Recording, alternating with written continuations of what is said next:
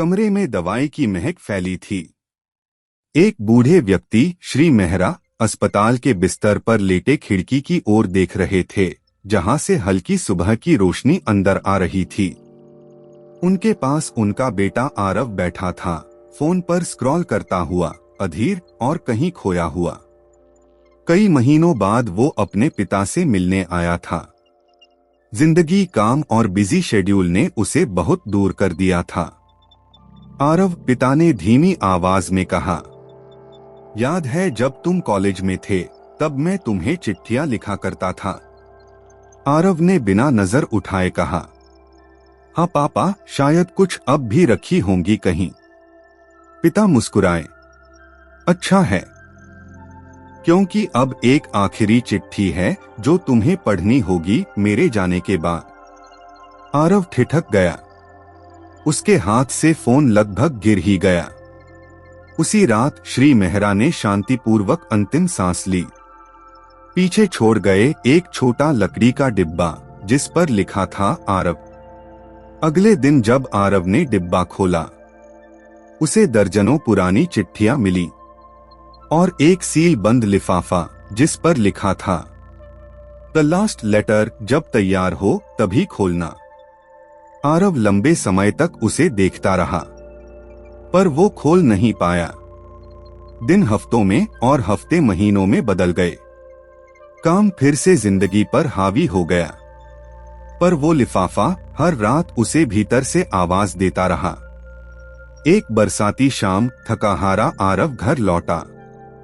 नजर उस लकड़ी के डिब्बे पर पड़ी जो अब भी शेल्फ पर रखा था, धूल से ढका हुआ। उसने लंबी सांस ली, लिफाफा उठाया और धीरे से खोला। अंदर एक चिट्ठी थी। पिता की वही जानी पहचानी लिखावट, थोड़ी कापती हुई लेकिन प्यारी। मेरे प्यारे आरव, अगर तुम ये चिट्ठी पढ़ रहे हो तो इसका मतलब है कि मैं अब तुम्हारे पास नहीं हूँ। लेकिन मैं चाहता हूं कि तुम जानो, मुझे तुम पर गर्व है, हमेशा रहा है। मुझे पता है जिंदगी ने तुम्हें व्यस्त कर दिया। सपने, काम, जिम्मेदारियां, इन सब ने तुम्हें घेर लिया। पर बेटा, याद रखो, लोग हमेशा नहीं रहते, पल रहते हैं। जब तुम छोटे थे, तुमने मुझसे पूछा था, पापा आप इतना काम क्यों करते हैं?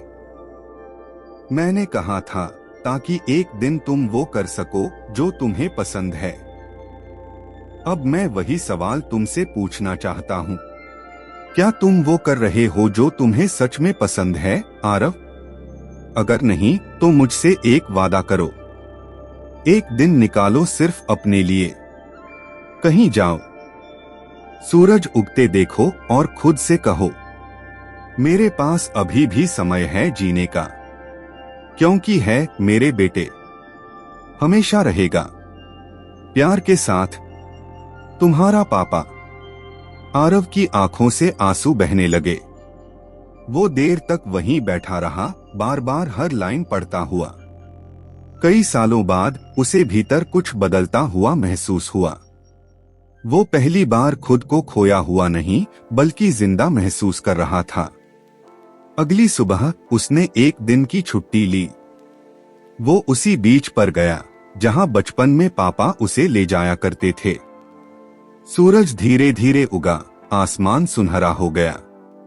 आरव ने आसमान की ओर देखा और मुस्कुराकर कहा, अब मैं वो कर रहा हूं जो मुझे पसंद है, पापा। शुक्रिया। हम अक्सर जिंदगी की दौड़ में इतने व्यस्त हो जाते हैं कि उन लोगों को भूल जाते हैं जिन्होंने हमें चलना सिखाया।